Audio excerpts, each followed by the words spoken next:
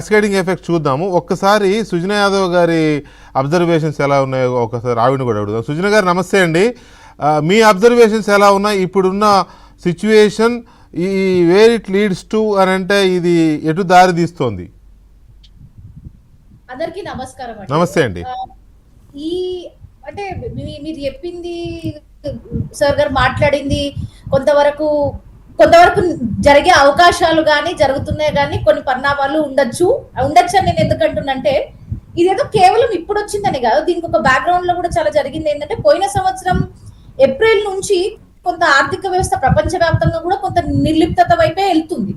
ఉదాహరణకి ఆ టారిఫ్ కానీ, గ్లోబల్ టారిఫ్స్ కానీ ఒకసారి అది పెద్ద ఎత్తున ఇబ్బంది గురి చేసింది. సప్లై చైన్స్ అంటాం, అంటే ఎక్కడ ఏ వస్తువులు తయారైనా మరి వేరే దగ్గరికి ఎట్లా వెళ్ళాలి అనే ఏదైతే సప్లై చైన్ రెసిలియన్స్ అని అంటామో అది కొంత ఇబ్బందిగా ఉండే. ఒకటి ఈ సుంకాల వల్ల, గ్లోబల్ టారిఫ్స్ వల్ల.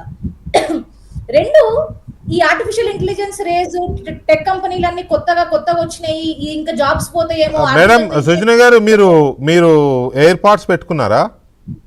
లేదండి. మైక్రోఫోన్ కి ఎక్కడో ఎయిర్ తగులుతోంది, లేదా మీ హెయిర్ అయి ఉండాలి.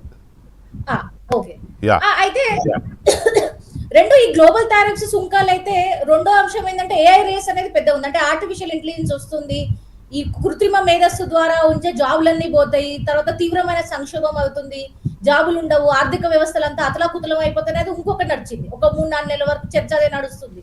ఆ తర్వాత ఆఫ్రికాలో జరిగిన మినరల్ బూమ్స్ అయింది. అంటే ఆఫ్రికాలో కొత్త గనులన్నీ వచ్చినాయి, కొత్తగా కనిపెట్టిన ఏవైతే మినరల్స్ ఇంతకు ముందు లేదు అక్కడ, యూరోప్ కానీ, యుఎస్ కానీ, చైనా కానీ వాళ్ళంట పడడం కొంతసేపు జరిగింది. అంటే ఈ 4-5 అంశాలు ప్రపంచవ్యాప్తంగా ఏవైతే కొంత ఉన్నాయి, అంటే అప్పుడప్పుడే కొంత యుక్రెయిన్ యుద్ధం నుంచి ఇంకా పూర్తిగా కోలుకోకముందే, కోవిడ్ నుంచి పూర్తిగా కోలుకోకముందే, కాబట్టి 2-3 ఏళ్లలో లాస్ట్ ఇయర్ లో జరిగినవన్నీ అంతర్జాతీయ ఆర్థిక వ్యవస్థలో జరిగిన మార్పులన్నీ కూడా ఇవి ఉన్నాయి.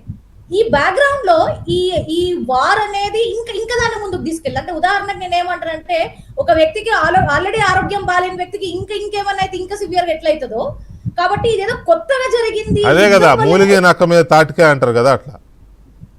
కాబట్టి ఇది కేవలం యుద్ధం వల్ల జరిగిందని నేను అనను. కొంచెం అతలాకుతలమైన వ్యవస్థలు, ఆర్థికంగా ఎవరి నమ్మాలి, ఏ దేశాలతో పొత్తుంటే బాగుంటది, ఎట్లాంటి దౌత్య సంబంధాలు ఉంటే మనకి ఆర్థికంగా ఉపయోగపడతాయని దేశాలు కూడా కొంతవరకు ఆ నిర్లిప్తతలో చాలా వరకు ఒక 5-6 నెలల నుంచి 8 నెలల నుంచి ఉన్నాయి. ఉండడం తోటి ఏదైతే మనం ఇంతకుముందు చాలా వరకు ఎన్నో డిబేట్లు అయినా, ఏబిఎన్ అసలు ట్రంప్ ఎందుకు ఇట్లా చేసిండ్రు, బెంజమిన్ నెటాయో ఆలోచన అయింది, ఇరాన్ యుద్ధం ఎట్లయిందని ఇవన్నీ వాళ్ళ చర్చ అయింది.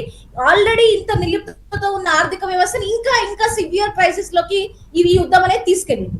ఈ తీసుకెళ్ళినప్పటికీ మనం 2-3 అంశాలు చూడాలి. ప్రపంచ వ్యాప్తంగా చాలా వరకు దేశాలలో కూడా కొంత ఎకనామిక్ స్టాగ్నేషన్ అనేది ఉంది. అంటే ఆర్థికంగా ఇంతకు మించి మేము ఏం చేయగలుగుతాము, ఇంతకంటే ఇంకేమైనా చేయవస్తుందా అనే ఒక ఆలోచన అయితే ఖచ్చితంగా చాలా దేశాల్లో.